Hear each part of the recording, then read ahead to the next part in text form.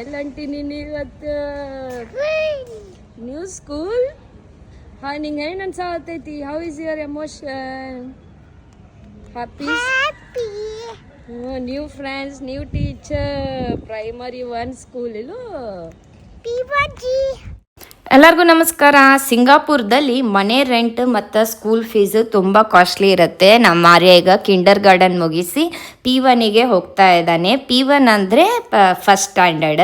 ಇಲ್ಲಿ ಮಕ್ಕಳಿಗೆ government school seat ಸಿಗೋದಿಲ್ಲ. ಇಲ್ಲಿ ಕೋಟಾ ವೈಸ್ ಇರುತ್ತೆ. ಫಸ್ಟಿಗೆ ಅವರು ಸಿಟಿಸನ್ ಕೊಡ್ತಾರೆ, PR, ಆಮೇಲೆ ನಮಗೆ ಫಾರಿನರ್ಸ್ ಲಾಸ್ಟ್ ಚಾನ್ಸ್ ಇರುತ್ತೆ. ನಮಗೆ ಸಿಗೋದು ತುಂಬಾ ಕಡಿಮೆ ಗೌರ್ಮೆಂಟ್ ಸ್ಕೂಲ್.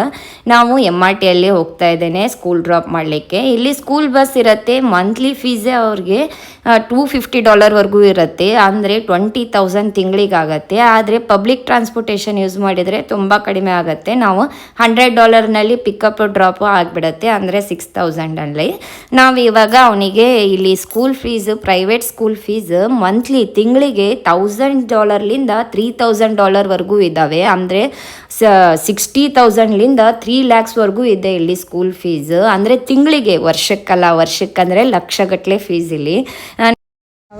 ಯಾರು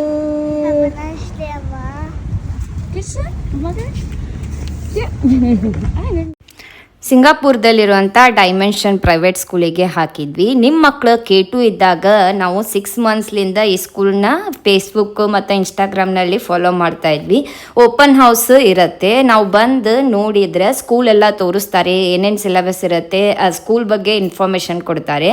6 ಮಂತ್ಸ್ ನಾವು ಅಡ್ವಾನ್ಸ್ ಆಗಿ ಸ್ಕೂಲ್ನ ರಿಜಿಸ್ಟರ್ ಮಾಡಿದ್ದಕ್ಕೆ ನಮ್ಗೆ ಡಿಸ್ಕೌಂಟ್ ಬಿತ್ತು. $1,200 ತಿಂಗಳ ಬದಲಿ ನಾವೀಗ $700 ಮಂತ್ಲಿ ಪೇ ಮಾಡ್ತೇವೆ. ನಿಮ್ಮ ಮಕ್ಳು ಏನಾದರೂ K2 ಇದ್ದರೆ ನೀವು ಓಪನ್ ಹೌಸ್ನ ಅಟೆಂಡ್ ಆಗಿ ಡಿಸ್ಕೌಂಟ್ ಆಫರ್ನ ತಗೊಳ್ಳಿ. ಇಲ್ಲಿ ಸಿಂಗಾಪುರದಲ್ಲಿ ಲೋಕಲ್ ಸ್ಕೂಲ್ ಸಿಗಬೇಕಂದ್ರೆ ಮಕ್ಕಳು 2nd ಸ್ಟ್ಯಾಂಡರ್ಡ್ P2ಲಿಂದ ಲೋಕಲ್ ಸ್ಕೂಲ್ ಸಿಗಬೇಕಂದ್ರೆ ಅವರು ಫಸ್ಟ್ ಎಕ್ಸಾಮ್ ಬರೀಬೇಕು. ಫಸ್ಟ್ ಸ್ಟ್ಯಾಂಡರ್ಡ್ ಇದ್ದಾಗ ಇಂಗ್ಲೀಷ್ ಎಕ್ಸಾಮು, ಮ್ಯಾಥ್ಸ್ ಎಕ್ಸಾಮ್ ಬರೀಬೇಕು.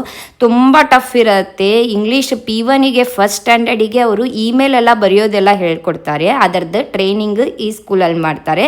ಎಕ್ಸಾಮ್ ಪಾಸ್ ಆದರೆ ಲೋಕಲ್ ಸ್ಕೂಲ್ ಸಿಗುತ್ತೆ. Thank you.